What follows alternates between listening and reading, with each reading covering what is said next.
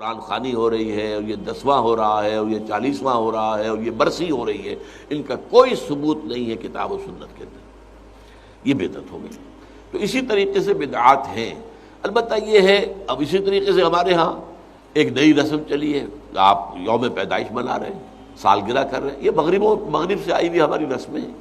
یہ کوئی صحابہ کرام سے حضور سے تو ثابت نہیں ہے۔ تو ان چیزوں کے اندر بچنا چاہیے ان سے۔ البتہ یہ ہے کہ ایک ہے کہ جو سائنس کی ڈیولپمنٹ سے ہیں، اب کوئی کہتے ہیں صاحب پھر آپ ریل گاڑی میں سفر کیوں کرتے ہیں، وہ تو صحابہ کے اور حضور کے، یہ سائنس کی ترقی سے جو چیزیں آئی ہیں یہ بالکل دوسری چیزیں ہیں، ان میں ثواب کا معاملہ نہیں ہے، یہ تو آپ کی ایک ضرورت ہے جو پوری ہو رہی ہے۔ وہ آپ ہوائی جہاز میں سفر کریں، ٹرین میں سفر کریں، کار میں سفر کریں، یہ جدید ترقیات ہیں، ان سے فائدہ اٹھانا ہے اور ان کو استعمال کرنا ہے، تو یہ اور بات ہے۔ لیکن دین میں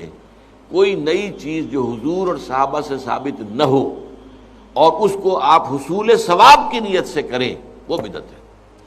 اب جیسے مثلاً حضرت عمر رضی اللہ تعالیٰ عنہ نے اپنے قدم کو بدعت قرار دیا۔ آپ کو معلوم ہے کہ حضور کے زمانے میں تراویح کی نماز کا کوئی رواج نہیں تھا، حضرت ابو بکر کے دور میں بھی نہیں تھا، بلکہ یہ تھا کہ رات کو نماز نوافل ادا کرو اپنے اپنے طور پر، قیام اللیل اپنے اپنے طور پر۔ تو اس حوالے سے تراویح کی نماز کا جو ہے باجماعت یہ حضرت عمر نے کیا رضی اللہ تعالیٰ عنہ، کہ ایک دفعہ آپ آئے اپنے دور خلافت میں مسجد نبوی میں، دیکھا کچھ لوگ ادھر کھڑے ہیں، کچھ ادھر کھڑے ہیں، کچھ ادھر کھڑے ہیں، کچھ ادھر کھڑے ہیں، اب ایک ایک جو حافظ ملا ہوا ہے اس کے پیچھے قرآن سن رہے ہیں، پڑھ رہے ہیں۔ تو آپ نے کہا کیا یہ اچھا ہو ان سب کو ایک امام کے پیچھے جمع کر دیا جائے؟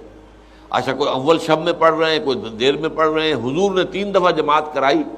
اس رمضان کی رات میں، تو وہ تہجد کے وقت کرائی ہے، وہ عشاء کے ساتھ نہیں، جو ہم تراویح کہتے ہیں کہ عشاء کے ساتھ ہی 20 رکعت ہم پڑھتے ہیں، یا اہل حدیث حضرات 8 رکعتیں پڑھتے ہیں، تو اس لیے کہ حضور نے تو صرف تہجد کی جگہ پر پڑھائی، تہجد کی 8 رکعتیں ہوتی تھی حضور کی، تو 8 رکعتیں آپ نے پڑھائی۔ لیکن یہ ہے کہ پھر حضرت عمر نے یہ فیصلہ کیا کہ اس طرح کر دیا جائے، اور اس کے بعد یہ ہوا کہ ایک امام ہے، سب لوگ سن رہے ہیں۔ اس کے بعد ایک دن کہیں آئے حضرت عمر، داخل ہوئے، دیکھا کہ ایک امام کے پیچھے پوری مسجد بھری ہوئی ہے، جماعت ہے، ہو رہی ہے، اور آپ نے کہا نعم البدعۃ ھذہ، یہ ایک اچھی بدعت ہے جو ہم نے شروع کی ہے۔